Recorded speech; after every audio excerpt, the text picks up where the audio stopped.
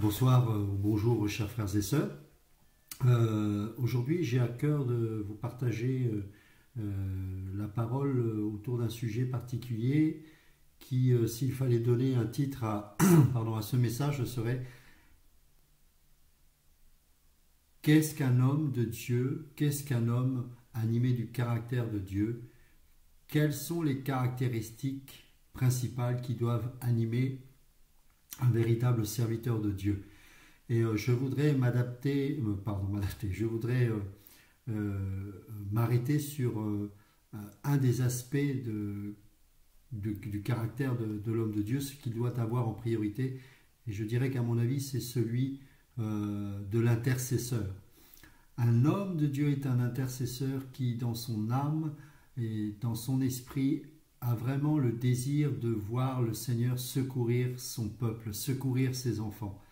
Et pour cela, je voudrais qu'on prenne ensemble le livre de l'Exode, Exode au chapitre 31, et on va lire à partir du verset 12. Exode chapitre 31, verset 12. L'Éternel dit à Moïse, « Transmets ces instructions aux Israélites, vous observerez bien mes sabbats, car ce sera entre moi et vous, au fil des générations, un signe auquel on reconnaîtra que je suis l'Éternel qui vous considère comme saint. Vous respecterez le sabbat car il est saint pour vous. Celui qui le violera sera puni de mort. Oui, toute personne qui accomplira un travail ce jour-là sera exclue de son peuple. Pendant 6 jours, on travaillera, mais le 7e jour est le sabbat, le jour du repos, consacré à l'Éternel. Toute personne qui accomplira un travail le jour du sabbat sera punie de mort. Les Israélites respecteront le sabbat en le célébrant au fil des générations comme une alliance éternelle. Ce sera entre moi et les Israélites un signe qui devra durer à perpétuité.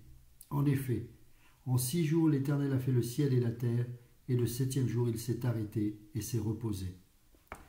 Lorsque l'Éternel eut fini de parler à Moïse sur le mont Sinaï, il lui donna les 2 tables du témoignage, tables de pierre, écrites du doigt de Dieu. Chapitre 32, verset 1. Le peuple voyait que Moïse tardait à descendre de la montagne. Alors il se rassembla autour d'Aaron et lui dit, « Allons, fais-nous des dieux qui marchent devant nous, car ce Moïse, l'homme qui nous a fait sortir d'Égypte, nous ignorons ce qu'il est devenu. » Aaron leur dit, « Retirez les anneaux d'or qui pendent aux oreilles de vos femmes, de vos fils et de vos filles, et apportez-les-moi. » Chacun retira les anneaux d'or qui pendaient à ses oreilles et ils les apportèrent à Aaron. Il les reçut de leurs mains, jeta l'or dans un moule et fit un veau en métal fondu. Ils dirent alors, « Israël, voici tes dieux qui t'ont fait sortir d'Égypte. » Lorsqu'Aaron vit cela, il construisit un autel devant lui et s'écria, « Demain, il y aura une fête en l'honneur de l'Éternel. » Le lendemain, ils se levèrent de bon matin et offrirent des holocaustes et des sacrifices de communion. Le peuple s'assit pour manger et pour boire, puis ils se levèrent pour s'amuser. L'Éternel dit à Moïse, « Vas-y, descends. En effet, ton peuple, celui que tu as fait sortir d'Égypte, s'est corrompu. Ils se sont bien vite écartés de la voie que je leur avais prescrite. Ils se sont fait un veau en métal fondu, se sont prosternés devant lui et lui ont offert des sacrifices. Et ont dit, Israël, voici tes dieux qui t'ont fait sortir d'Égypte. » L'Éternel dit à Moïse, « Je vois que ce peuple est un peuple réfractaire. Maintenant, laisse-moi faire. Ma colère va s'enflammer contre eux et je vais les faire disparaître, tandis que je ferai de toi une grande nation. » Ici, nous avons un événement dramatique, un événement terrible. Nous pouvons voir jusqu'à ce chapitre-là combien Dieu a été magnifique avec son peuple. Il l'a libéré de l'esclavage, libéré de l'Égypte.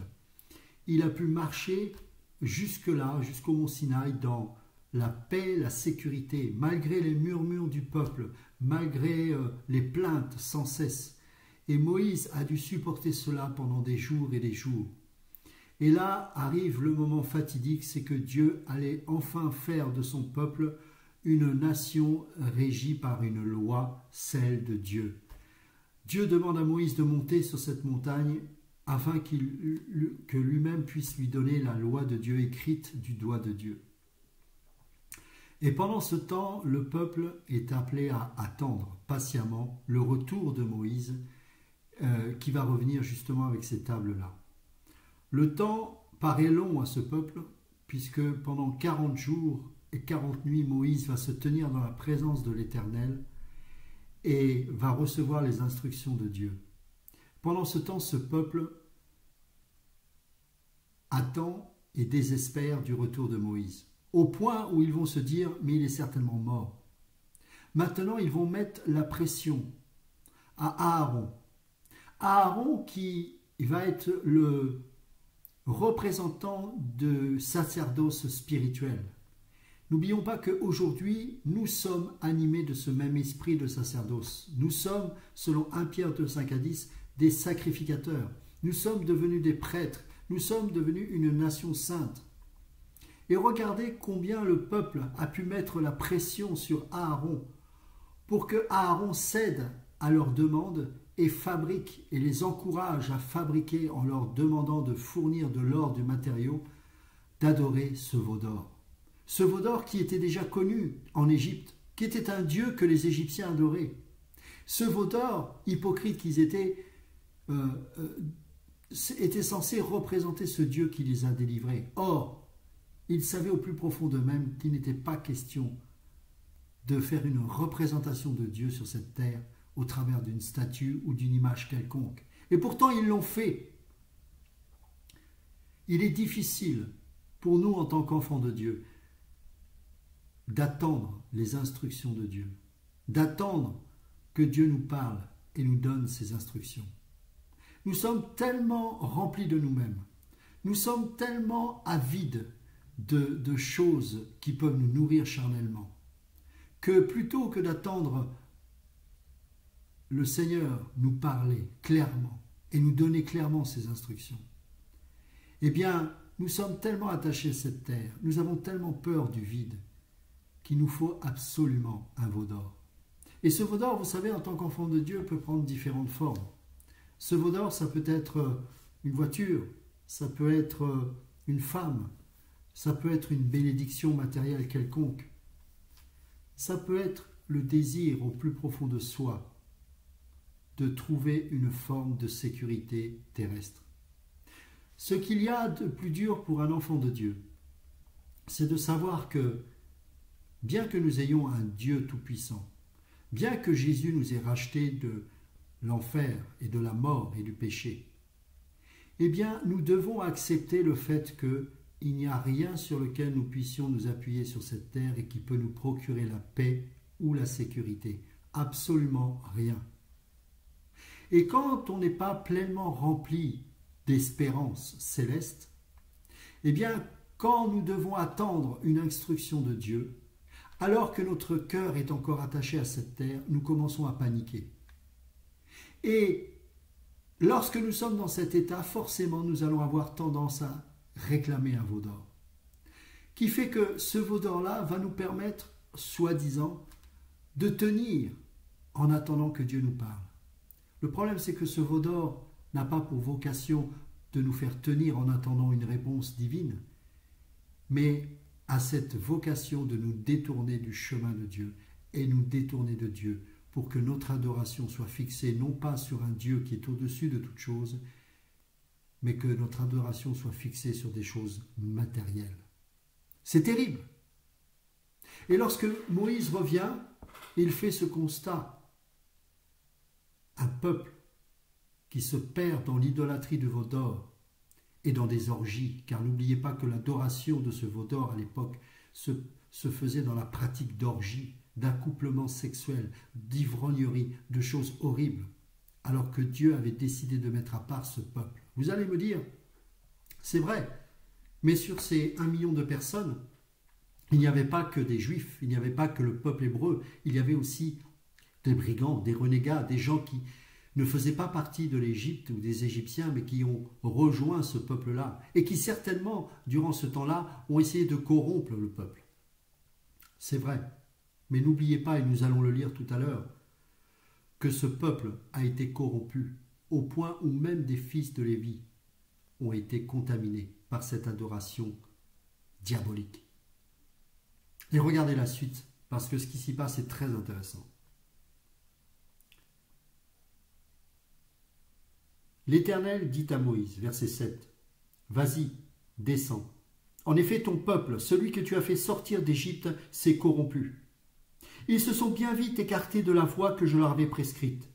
Ils se sont fait un veau en métal fondu, se sont prosternés devant lui, lui ont offert des sacrifices et ont dit, Israël, voici tes dieux qui t'ont fait sortir d'Égypte. L'Éternel dit à Moïse, je vois que ce peuple est un peuple réfractaire. Maintenant, laisse-moi faire. Ma colère va s'enflammer contre eux et je vais les faire disparaître, tandis que je ferai de toi une grande nation. Le Seigneur propose quelque chose d'inimaginable à Moïse. Quelque chose que, quelque part, flatterait notre ego à nous. De savoir que Dieu allait, bien sûr, détruire cette nation païenne, idolâtre, qui ne peut s'empêcher de construire de ses propres mains un objet qu'il va adorer. Mais qu'en même temps, il va faire de toi ou de moi le nouvel Adam. Parce que c'est ce qu'il va proposer à Moïse ou le nouveau Noé en disant, voilà, je vais tout recommencer à zéro à partir de toi. Ce peuple est méchant. Mais regardez le caractère de Moïse, qui était une préfiguration de ce que Christ allait faire sur cette terre pour nous. Il allait intercéder. Ce Jésus-là s'est donné pour nous. Non pas pour nous juger, nous détruire, nous condamner définitivement, mais pour nous sauver. C'est par la grâce que nous sommes sauvés, par le moyen de la foi. Et cela ne vient pas de nous, c'est un don de Dieu. Et Moïse était animé de l'Esprit de Christ à ce moment-là, bien que Christ n'était pas encore venu. Mais Moïse est l'exemple même de ce Jésus qui intercède en faveur de nous auprès du Père. « Père, pardonne-leur, a-t-il dit sur la croix, car ils ne savent ce qu'ils font. » Combien d'hommes de Dieu aujourd'hui se réjouissent de voir son propre peuple, le peuple de Dieu, se corrompre dans l'idolâtrie, alors qu'au lieu de se réjouir, il se doit de pleurer et d'intercéder s'il a l'Esprit de Christ, pour que ces hommes et ces femmes qui se corrompent au travers de ce veau d'or puissent se détourner de cela et retourner au Dieu d'Israël. De retourner au véritable Seigneur qui va leur donner une espérance qui ne pourra se détruire ni se corrompre, car cette espérance, elle est liée au ciel. Moïse n'a pas accepté le fait de devenir le nouvel Adam ou le nouveau Noé. Oh non, car c'était un homme rempli de l'esprit de la grâce, bien qu'étant utilisé pour être l'homme de la loi de Moïse, nous disent les Hébreux. Et pourtant cet homme-là a été animé de la grâce, car il a préféré être retiré du livre de vie plutôt que de voir son propre peuple se consumer. C'est magnifique. Moïse, verset 11, implora l'Éternel, son Dieu, et dit, « Pourquoi, Éternel, ta colère s'enflammerait-elle contre ton peuple, celui que tu as fait sortir d'Égypte avec une grande puissance et avec force? Pourquoi les Égyptiens diraient-ils, c'est pour leur malheur qu'il les a fait sortir de notre pays, c'est pour les tuer dans les montagnes et les exterminer de la surface de la terre? Renonce à ton ardente colère et reviens sur ta décision de faire du mal à ton peuple. Souviens-toi d'Abraham, d'Isaac, et d'Israël tes serviteurs. Tu leur as dit en jurant par toi-même, je rendrai votre descendance aussi nombreuse que les étoiles du ciel. Je donnerai à vos descendants tout le pays dont j'ai parlé et ils le posséderont pour toujours. » Waouh! Quelle prière! Une prière biblique, car il s'appuyait sur les promesses de Dieu dans sa parole, qui lui disait qu'il y aura une descendance des fils d'Abraham. Et c'est pour cela qu'il ne pouvait pas accepter que l'Éternel détruise ce peuple. Et je vais vous dire, ce qu'il disait, c'était Christ en lui qui le disait. C'était l'esprit même de Yahweh qui se manifestait au travers de cet homme, car il n'a jamais été question dans la pensée de l'Éternel de détruire, sinon il l'aurait fait. Car il ne se repent pas de ses voies. Car lorsqu'il dit quelque chose, le Seigneur dit ces choses, eh bien cette parole s'accomplit. Mais au travers de cette intercession, Dieu a voulu montrer au travers de la prière de Moïse l'esprit qui doit nous animer pour nous aujourd'hui, enfants nés sous la grâce. Et combien nous devons prier pour nos frères et sœurs qui se perdent, plutôt que de nous réjouir et de nous satisfaire de voir les uns et les autres tomber comme des mouches. Car oui, c'est un carnage dans le corps de Christ, c'est un carnage dans l'Église, c'est un carnage parmi les frères et sœurs de voir comment on peut se corrompre avec l'idolâtrie de l'argent. L'idolâtrie de bénédiction, tu auras une femme, tu auras un enfant, tu auras une Mercedes, tu auras des maisons, tu n'auras rien de tout ça, mon frère et sœur. Il est temps de revenir au véritable évangile, car bientôt ce pays va n'être que ruine et va flamber dans une guerre civile. Il y aura des combats terribles et les premiers qui seront exposés, ce seront les chrétiens, les véritables enfants de Dieu. Combien vont avoir honte de l'évangile? Combien vont avoir peur de proclamer véritablement Christ en eux parce qu'ils verront l'épreuve chauffer? L'épreuve nous chauffer, nous éprouver comme le feu éprouve l'or pour qu'il en sorte des scories. Non, nous devons revenir au véritable évangile, celui qui nous détache de la terre, celui qui nous détache de nous-mêmes, de nos propres ambitions personnelles, de nos propres ministères, de notre propre ego. Mes amis, il est temps de se libérer de nous-mêmes, car seuls ceux qui sont attachés au ciel pourront marcher sur les eaux, pourront marcher sur les épreuves, pourront marcher au travers de la guerre civile et n'auront pas peur de mourir à cause de leur foi. N'essayez pas d'avoir du courage, nous n'en avons pas en nous-mêmes. Peut-être certains plus que d'autres. Moi, je ne peux pas dire dans la chair je tiendrai, je ne tiendrai pas, mais je prie, Seigneur, donne-moi la grâce de tenir jusqu'au bout et de ne jamais être attaché à cette terre. Il n'y a rien à espérer dans ce monde. Nous sommes au bord d'une troisième guerre mondiale et j'ai l'impression que les chrétiens vivent comme si de rien n'était, alors que le compte à rebours est là et que nous ne sommes plus qu'à quelques minutes de la fin. C'est le temps d'intercéder pour que le peuple et pour que les animaux rentrent dans l'arche, pour qu'il y ait des éléphants, des serpents, des oiseaux, des renards, des loups, que tous rentrent sans exception, tous ceux qui sont appelés selon la grâce divine à rentrer dans l'arche puissent rentrer. Et Dieu cherche des intercesseurs, des hommes et des femmes avec l'esprit de Christ en eux, qui, comme Moïse, vont prier non pas pour la destruction de ceux qui se détournent du véritable Dieu, mais pour qu'ils se repentent et qu'ils viennent véritablement au Seigneur. C'est encore le temps de la grâce, c'est encore le temps du salut, c'est encore le temps de rentrer dans la barque. Ce n'est pas le temps de la destruction, de la haine.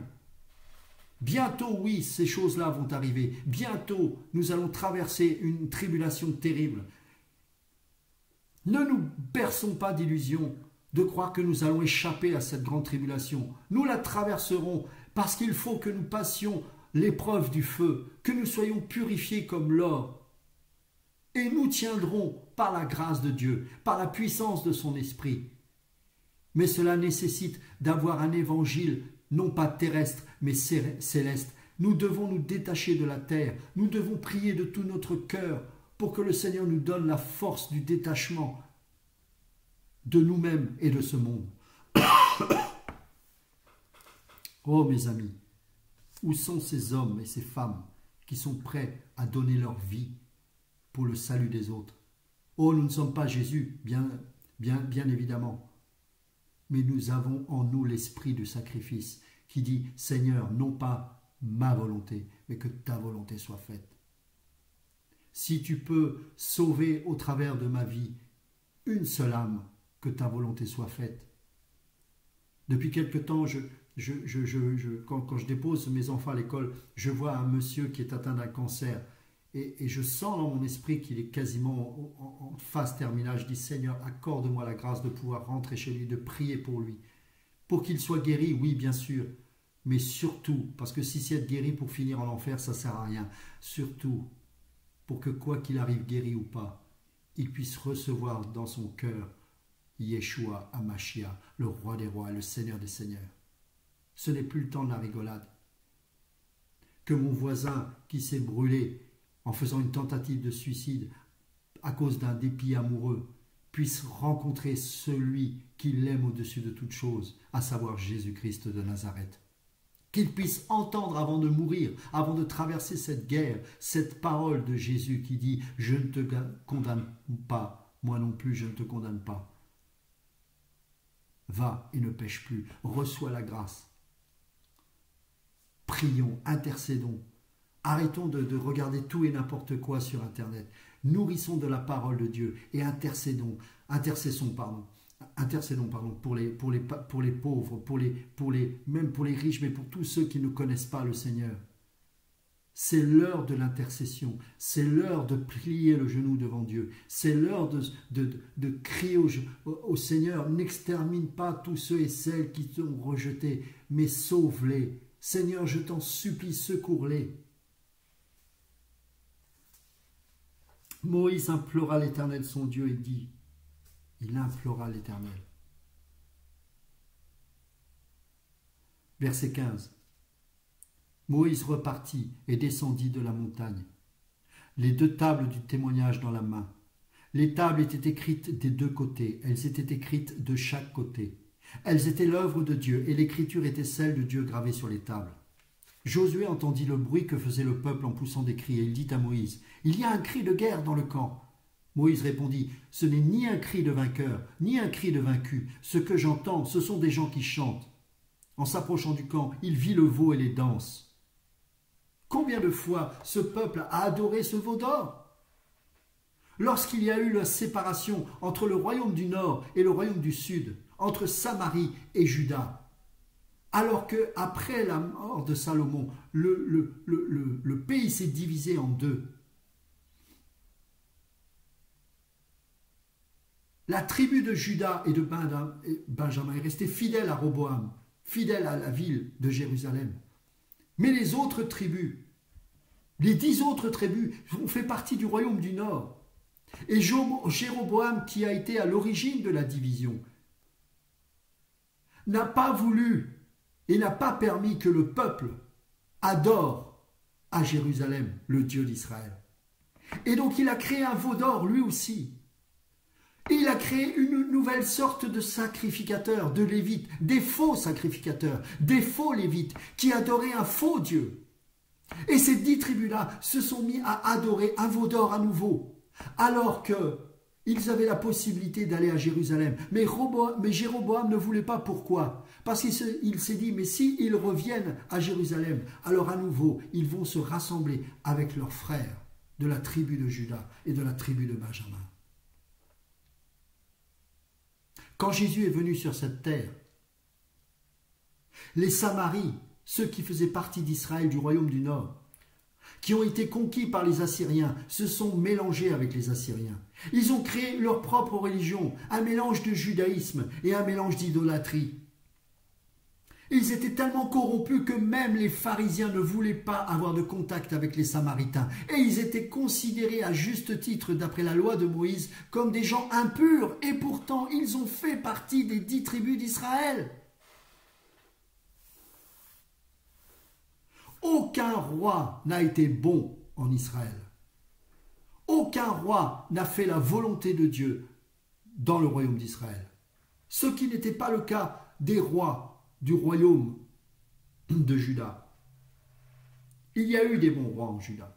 Et c'est pour ça qu'ils ont été déportés beaucoup plus tard. Car Dieu a mis sa main de grâce sur ce pays-là, sur le royaume du Sud, parce qu'il y avait encore eu quelques bons rois. Mais même eux se sont corrompus à la fin. Même eux ont dû être sévèrement réprimandés par Dieu, au point d'avoir été déportés par un méchant roi qui était le roi de Babylone.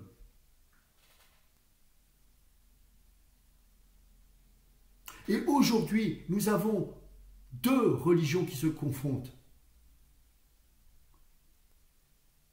Celle qui est dans le mélange et qui adore le diable, mais celle qui adore véritablement Dieu. De quel camp sommes-nous?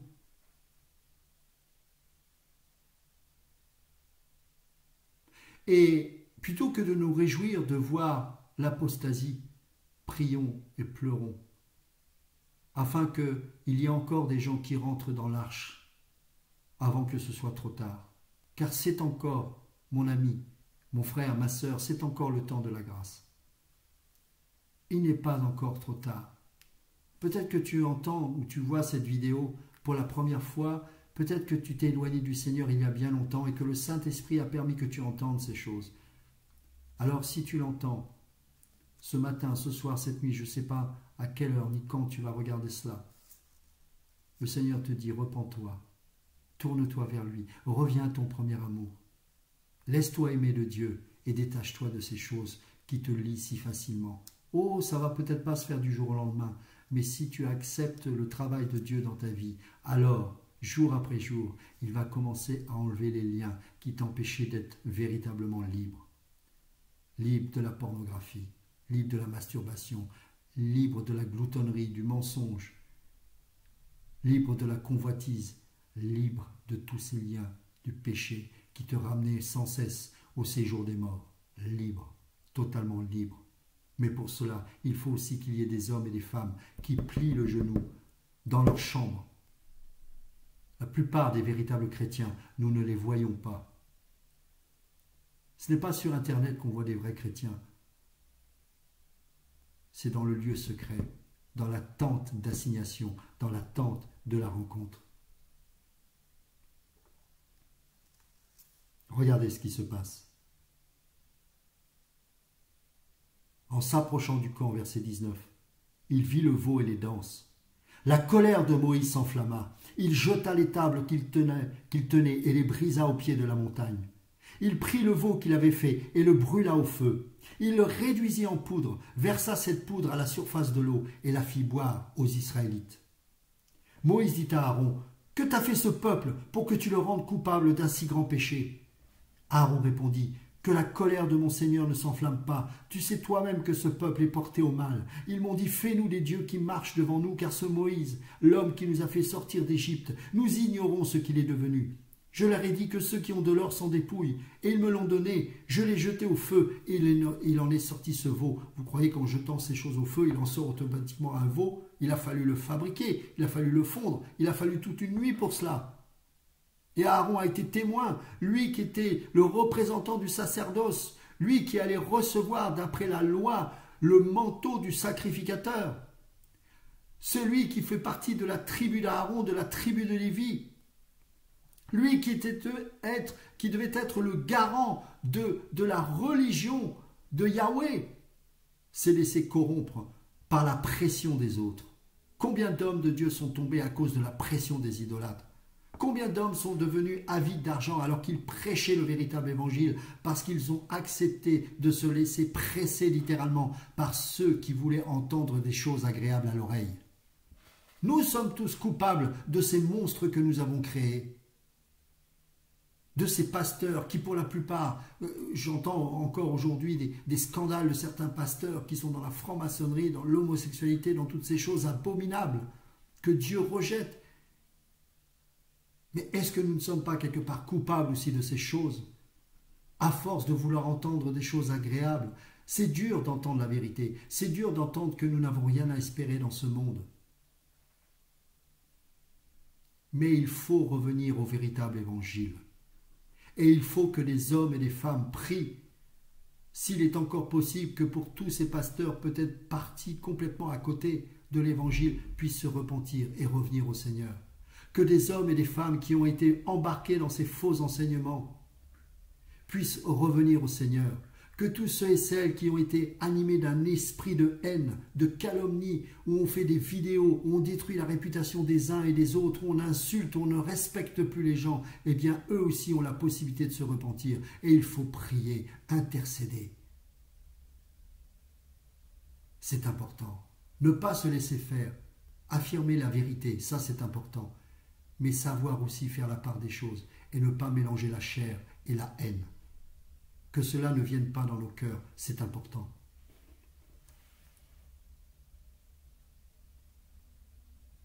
Verset 26. C'est terrible cette scène. C'est terrible. Rien que de le lire, moi je suis... C'est terrible. Moïse se plaça à l'entrée du camp et dit, « Qui est pour l'Éternel? Qu'il vienne vers moi. » Écoutez bien, tous les Lévites se rassemblèrent à ses côtés, tous les Lévites. Il leur annonça voici ce que dit l'Éternel, le Dieu d'Israël, que chacun de vous mette son épée au côté. Traversez et parcourez le camp d'une entrée à l'autre, et que chacun tue son frère, son prochain, son voisin. » Les Lévites firent ce qu'ordonnait Moïse, et 3000 hommes environ parmi le peuple moururent ce jour-là. Moïse dit, vous avez aujourd'hui été établis dans vos fonctions au service de l'Éternel, et ce au prix même de votre fils et de votre frère, si bien qu'il vous accorde aujourd'hui une bénédiction. Le prix de la bénédiction, c'est le sacrifice peut-être de son propre fils qui a été tué parce qu'il était devenu idolâtre. Mes amis, c'est terrible. Et grâce à Dieu aujourd'hui, nous n'avons plus à commettre ce genre de choses. Mais le Maître lui-même, Jésus, a dit, je ne suis pas venu vous apporter la paix, mais l'épée. Il y aura la division entre le Père et le Fils, entre la mère et la fille, entre le frère et la sœur. Nous serons maltraités, rejetés. Pourquoi? Parce que nous avons décidé de ne pas participer à cette adoration du veau d'or. Le veau d'or est le symbole de tout ce que la terre peut représenter.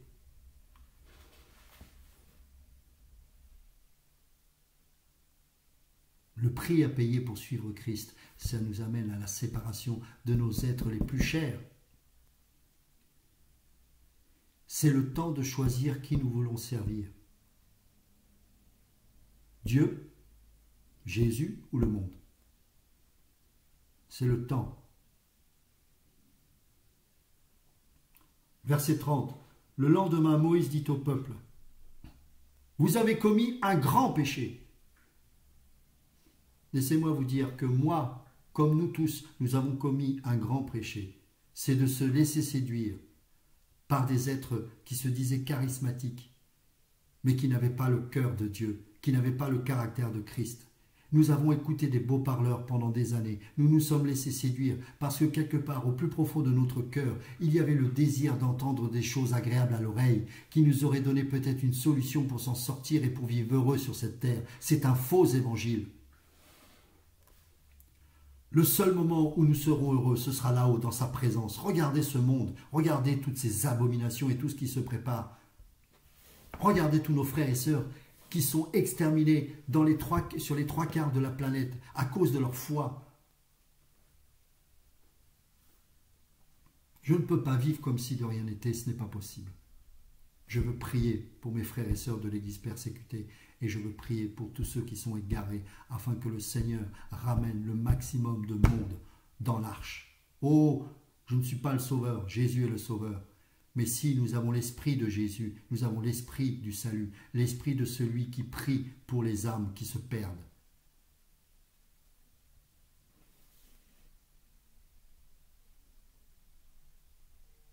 Regardez ce que dit Moïse.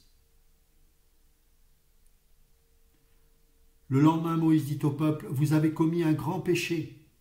Je vais maintenant monter vers l'Éternel. Peut-être obtiendrai-je le pardon de votre péché. » Moïse retourna vers l'Éternel et dit, « Ah, ce peuple a commis un grand péché et ils se sont fait des dieux en or.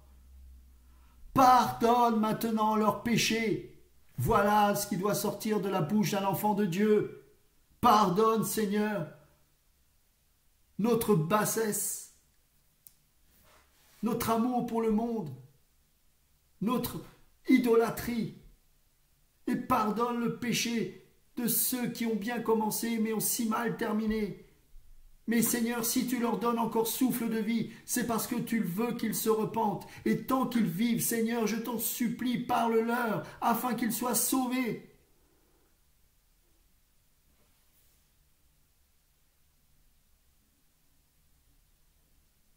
Pardonne maintenant leurs péchés, sinon efface-moi de ton livre que tu as écrit. Je ne peux pas faire ça, moi. Je ne peux pas prier comme ça. Je n'ai pas envie d'être effacé du livre de vie. Seigneur, accorde-moi la grâce d'avoir ce désir de voir les autres sauvés au point même où je puisse être effacé de ton livre. Cet homme était dénué, dépossédé de tout, plus d'ambition, un vieillard. Mais un amour pour son peuple incroyable. Et regardez ce que répond notre Dieu. L'Éternel dit à Moïse, « C'est celui qui a péché contre moi que j'effacerai de mon livre. Va donc, Conduis le peuple à l'endroit que je t'ai indiqué. Mon ange marchera devant toi, mais le jour où j'interviendrai, je les punirai de leurs péchés. Il devait y avoir une sanction, c'était arrêté. Et c'était normal. Et au verset 35, il est dit que l'Éternel frappa le peuple parce qu'il avait fait le veau, celui qu'avait fabriqué Aaron. La parole nous précise que c'est Aaron qui l'a fabriqué.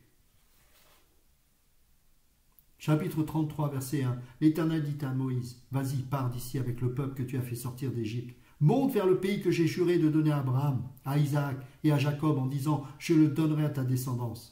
J'enverrai un ange devant toi, et je chasserai les Cananéens, les Amoréens, les Hittites, les Phéréziens, les Éviens et les Jébusiens. Monte vers ce pays où coule le lait et le miel. En revanche, je ne monterai pas au milieu de toi, car tu es un peuple réfractaire, et je risquerai de te faire disparaître en chemin. Lorsque le peuple entendit cette parole de malheur, il prit le deuil. Il y a une réelle repentance malgré cela, malgré la mort parmi ce camp où des Lévites ont tué des frères, des sœurs, des amis, des voisins, des hommes, des femmes et même des enfants. Il y a eu un réveil. Il prit le deuil et personne ne mit ses ornements. Ce n'était pas l'heure de la réjouissance, c'était l'heure de la repentance. L'Éternel dit à Moïse, dis aux Israélites, vous êtes un peuple réfractaire. Si je montais un seul instant au milieu de toi, je te détruirais. Retire maintenant les ornements que tu portes, et je verrai ce que je te ferai. Les Israélites se dépouillèrent de leurs ornements en s'éloignant du mont Horeb. Regardez cette scène. Elle est d'une puissance terrible. Regardez, écoutez bien, imaginez la scène. Imaginez-vous être parmi ce peuple. Moïse prit la tente et la dressa à l'extérieur du camp, à une certaine distance. Il l'appela tente de la rencontre. Tous ceux qui consultaient l'Éternel allaient vers la tente de la rencontre à l'extérieur du camp. Et regardez bien, lorsque Moïse se rendait à cette tente, tout le peuple se levait. Chacun se tenait à l'entrée de sa tente et le suivait des yeux jusqu'à ce qu'il ait pénétré dans la tente. De l'intercession de Moïse dépendait le salut de ce peuple. Il était conscient que ce peuple était peut-être au terme de son histoire, que peut-être le Seigneur avait décidé d'éradiquer. Ce qu'il ne savait pas, quand bien même le Seigneur avait déjà répondu à Moïse qu'un ange allait simplement maintenant les conduire au pays. Mais ce qu'il ne savait pas, c'est que Moïse n'allait pas se contenter d'un ange. Parce que Moïse voulait Dieu. Dans son corps, dans son âme, dans son esprit, il voulait Dieu. Il répondait ainsi au premier des commandements. Tu aimeras ton Dieu de toute ton âme, de toute ta force et de toute ta pensée. Ce peuple n'en était pas là. Ce peuple n'avait pas reçu la Pentecôte, où lorsque la Pentecôte descendit après le discours de Pierre, non pas 3000 hommes moururent, mais 3000 hommes et femmes furent baptisés du Saint-Esprit, se repentirent et furent sauvés. Pierre était de ceux qui n'avaient pas peur de sortir une fois qu'il eut l'effusion du Saint-Esprit sur sa vie pour prêcher l'Évangile. Et il n'a pas peur de dire « c'est vous qui avez crucifié le Messie ».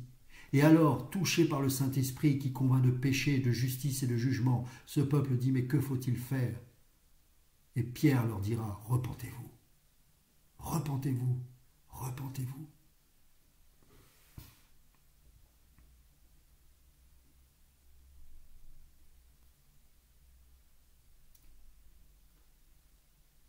Lorsque Moïse se rendait à cette tente, tout le peuple se levait.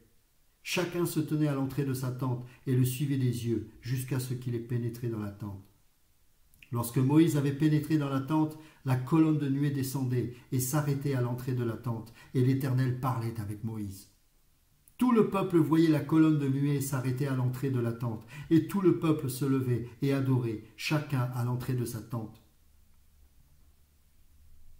L'Éternel parlait avec Moïse face à face, comme un homme parle à son ami. Il faut être l'ami de Dieu pour faire changer les destins de Dieu. Puis Moïse retournait au camp, tandis que son jeune assistant Josué, fils de Nun, ne sortait pas de la tente. Mes amis, combien d'hommes, de pères dans la foi, et qui ont fait des disciples, lorsqu'ils sortent de la tente, disent à leurs propres disciples, « Sors de cette tente et viens me suivre ». Combien de disciples ont suivi des hommes au lieu de suivre Dieu? Alors qu'un véritable disciple doit rester dans la présence de Dieu. Alors qu'un véritable père dans la foi doit tout faire pour que ses propres enfants qu'il a suscités dans la foi puissent continuer à demeurer dans la présence de Dieu. Regardez le détachement de Moïse. Moïse qui a formé Josué, qui allait prendre le bâton de commandement après sa mort, n'a pas cherché à sortir Josué de la présence de Dieu. Au contraire, il a su le former au point où à ce que Josué puisse avoir le désir le plus profond en lui de rester dans la présence de Dieu. Où sont ces pères dans la foi? Qui n'auront pas peur de dire des choses parfois difficiles à ses enfants et qui accepteront l'impopularité, l'incompréhension. Et peut-être que c'est seulement après la mort de ces pères que les enfants reconnaîtront qu'ils ont été correctement enseignés et nourris. Parce que ces hommes n'auront jamais cherché à ce que ses propres enfants dans la foi les suivent, mais les imitent dans la foi. Ce n'est pas la même chose. Et que ces pères-là auront toujours eu pour souci de tout faire pour que ces enfants restent dans la présence de Dieu.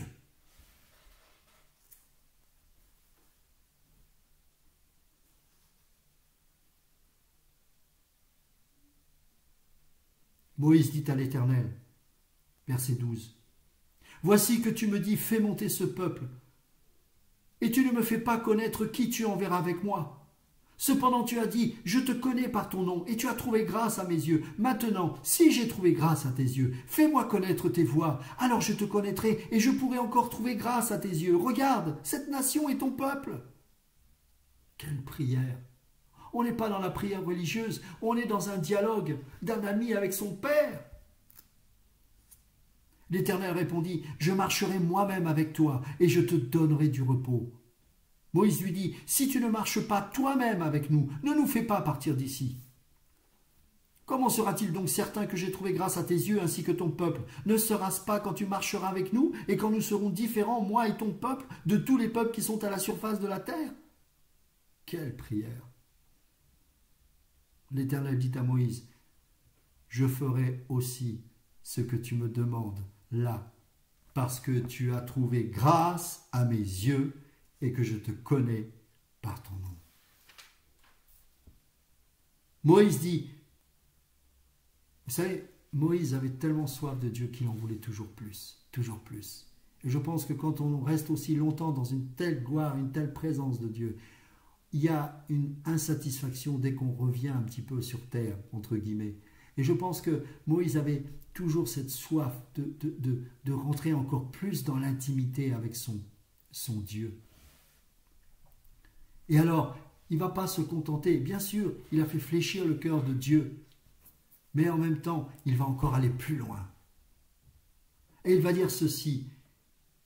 Verset 18, Moïse dit, « Fais-moi donc voir ta gloire. » L'Éternel répondit, « Je ferai passer devant toi toute ma bonté, et je proclamerai devant toi le nom de l'Éternel. Je fais grâce à qui je veux faire grâce, et j'ai compassion de qui je veux avoir compassion. » Il ajouta, « Voici un endroit près de moi, tu te tiendras sur le rocher. Quand ma gloire passera, je te mettrai dans un creux du rocher, et je te couvrirai de ma main, jusqu'à ce que je sois passé. Lorsque j'écarterai ma main, tu me verras par derrière, mais mon visage ne pourra pas être vu. » Waouh! On connaît la suite. Le Seigneur va le traverser par derrière comme ça, alors que Moïse va se tenir dans le creux du rocher. Mais il ne pourra pas voir la face, car personne ne peut voir la face de Dieu et vivre. Mais la bonté et la miséricorde va le traverser de part en part. Qu'est-ce que signifie cette scène, mes amis? L'homme de la loi, Moïse. Aujourd'hui, nous disons tous la loi de Moïse. L'homme de la loi va vivre la bonté et la miséricorde de Dieu, à savoir la grâce, le traverser.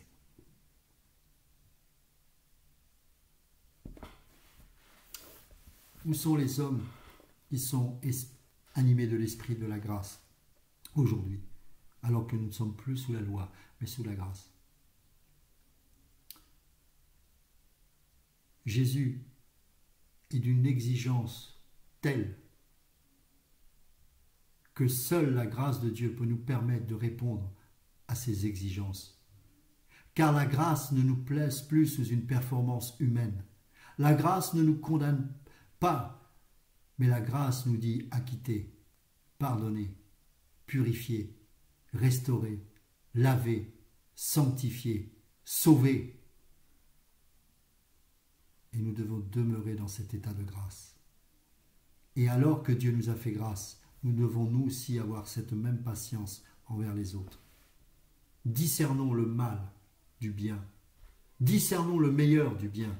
Discernons les choses qui sont de Dieu et qui ne le sont pas. Dénonçons dans le sens des œuvres ténébreuses tout ce que les hommes peuvent faire en cachette dans le but qu'ils se repentent. Mais surtout, ne cessons jamais de prier pour ceux qui se perdent. Ne cessons jamais d'intercéder, car mes amis, ce qui se profile à l'horizon est terrible. Je n'ose même pas imaginer le nombre de morts que nous allons subir sur cette terre alors que nous sommes au bord de la Troisième Guerre mondiale. La Deuxième Guerre mondiale a fait plus de 60 millions de morts. La Troisième Guerre mondiale va faire que 70 voire 80% de la Terre va être rayée de la carte. 80% des habitants de la Terre, ou 70%, vont disparaître. Nous avons l'arme aujourd'hui qui a la possibilité de détruire toute la Terre. Jamais jusqu'alors nous avions pu imaginer que l'homme était capable de construire une arme qui allait être à l'origine de sa propre destruction. Et aujourd'hui, c'est le cas. Nous pouvons faire imploser au moins 10, 20, 30 fois la Terre avec tout l'arsenal nucléaire qu'il y a dans ce monde. Cette arme va être dans les mains de l'ennemi pour détruire l'humanité. C'est plus le temps d'essayer de chercher un mari, une femme ou une voiture. Mes amis, c'est le temps de la prière. C'est le temps de prêcher l'évangile. C'est le temps d'aimer nos ennemis. C'est le temps de continuer à travailler à l'œuvre du Seigneur. C'est le temps de méditer sa parole, de plier le genou. C'est le temps de prier pour le salut des âmes. Mes amis, ne perdons pas de temps à chercher et à courir des choses dont nous n'avons pas besoin. Le Seigneur dit lui-même, ne vous inquiétez pas du manger, du boire et de vos vêtements. L'herbe des lys est bien plus revêtue, plus glorieusement que les vêtements même de Salomon. Alors à combien plus forte raison nous serons ainsi vêtus? Ne vous inquiétez pas de ces choses-là, mais prions le Seigneur pour que d'autres encore rentrent dans l'arche avant qu'il ne soit trop tard. Que Jésus nous aide, que Jésus nous garde et qu'il nous fortifie dans son amour. Seigneur, merci, parce que je sais que tu parles à tes enfants. Que ton nom soit béni, car tu nous as toujours gardés et protégés malgré les souffrances. Et nous te prions pour ceux et celles qui ne te connaissent pas encore et pour ceux qui se sont déjà perdus malheureusement. Seigneur, attire encore à toi toutes ces personnes avant qu'il ne soit trop tard. Et nous ne voulons pas nous réjouir tant qu'il y a autour de nous des gens qui ne te connaissent pas et qui te rejettent. Nous voulons pleurer, car nous savons que les jours qui viennent vont être terribles. Nous n'avons pas à avoir peur de ces choses. Nous sommes déjà au ciel. Nous t'appartenons, mais je pense à ceux qui vont errer comme des brebis égarés, blessés de toutes parts. Seigneur, utilise-nous encore pour être des témoins. Utilise nos femmes, nos enfants, nos familles, pour que l'Évangile soit encore prêché. Au nom de Jésus.